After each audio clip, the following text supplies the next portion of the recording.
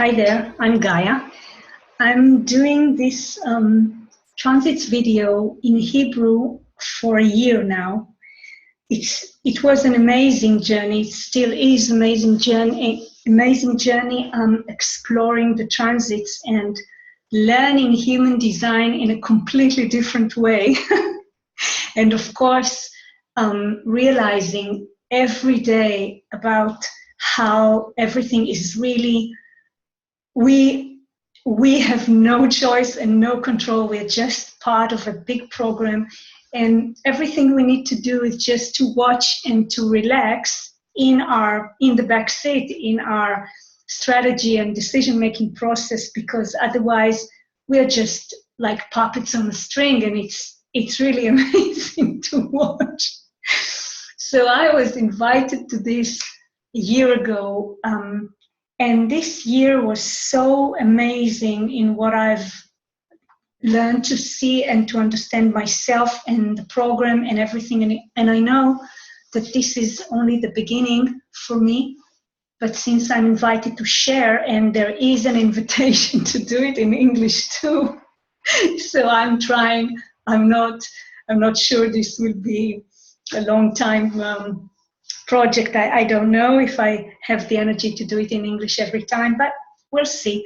But for now, we have a very interesting shift.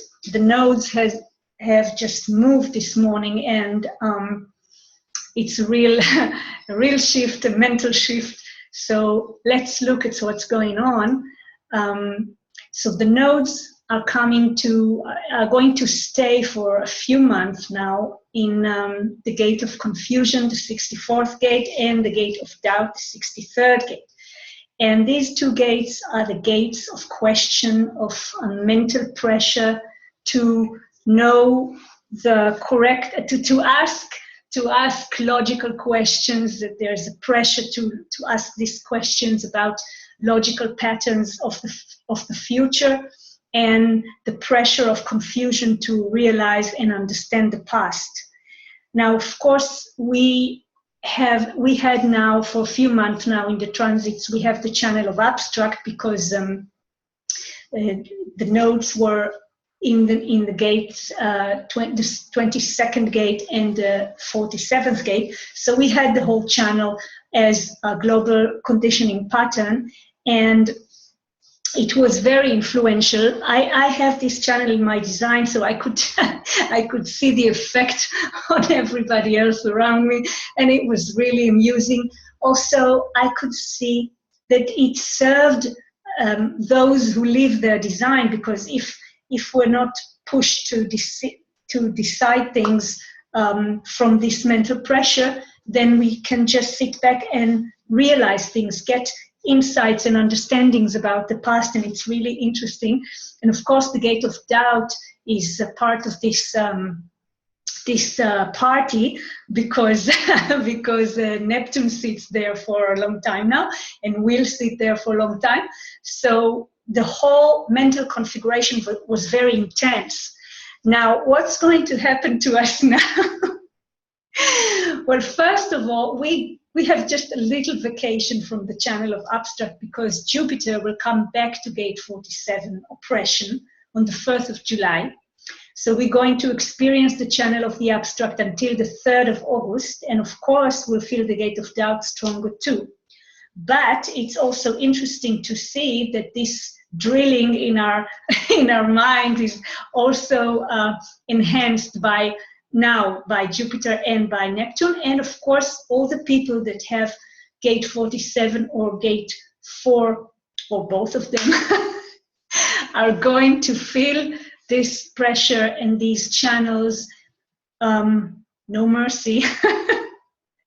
So we are going to be swimming in doubt and confusion for a long time now. And the only solution, of course, is just to sit back and watch it. And just want to say that these two gates, when they are operating correctly, when we operate correctly with these two gates, then these are gates of inspiration. I mean, the questions and the doubts and the confusion are actually here to inspire the other. And the best example for this is Byron Katie, that she has an open mind, an open head, and Ajna, and she has these two gates. And she, after almost half her life, even more, I think she was at her Chiron or close to her Chiron when she had this transition in her, and suddenly, instead of being oppressed and depressed in a very intense way, she just, I mean, these gates, and they're unconscious in her design, these two gates brought the amazing inspirational questions of the work of Byron Katie. And the most beautiful question of all is, who would you be without your story? So I'm asking myself, whenever my mental activations and the transits are pushing and creating all kinds of mental stories, I stop and ask myself, who would I be without this story? So we can use the work of Byron Katie in this month, that we are going to have these nodes. The other stuff that's happening this week and this month are interesting too. We have yesterday the sun entered the gate of the tribal queen. You can see here my favorite tribal queen, that she is, yes, she is the gatherer, and she is the educator and the ruler of the tribe, and her ego is very strong. And she leads them on the material plane, and she really wants to rule. And also we see that Venus stays in the 45th gate too. So we have a lot of material issues this week, and we have a lot of I have or I don't have voices. And of course, people, cross-potential people, yes, with the 21st gate defined in a defined ego or activated in an undefined ego, well, look out, because the 45th gate is going to define, to condition the ego, and the feeling of this manifesting channel is very strong. I know it because my ego is defined with the 21st, and whenever this gate comes, first of all, I have throat, which is interesting. I can talk to you now. And also I can feel this pressure, this ego pushing in this manifesting way. And what saves me, of course, is that I'm being locked in my strategy. It's like my armor, and nothing happens to me when I'm there. I can just watch how the ego wants and pushes. So I invite you to watch this. And of course, those who have a 44th gate in the spleen would, in an undefined spleen, it would be interesting to see how the ego lights up and the spleen lights up. And again, all these decisions that can come with this are dangerous for us, yes, because anything that doesn't come from strategy and authority is danger. Okay, and we also have some other throat activations. Well, while I'm recording this, the moon is in the 31st gate, but what's more interesting, because it's going to last longer, is Mercury in the 8th gate, and the 8th gate is about contributing, giving individual contribution to the collective as a creative role model, yes. So this is going to be what we're going to talk about, and it's going to be here. Mercury stays in the gate of contribution until the 13th of June. Actually three sacral activations. First of all, we see that Mars, still in retro, stays in the 14th gate until the middle of the month, and then will enter the 43rd gate, breakthrough. Now this gate of the wagon, this, I forgot the word, yes, about the, power skills, but there is another word, another name that I forgot. Possession in great measure, yes. So we have possession in great measure that empowers the direction, and we have possession in the sun, so it's interesting.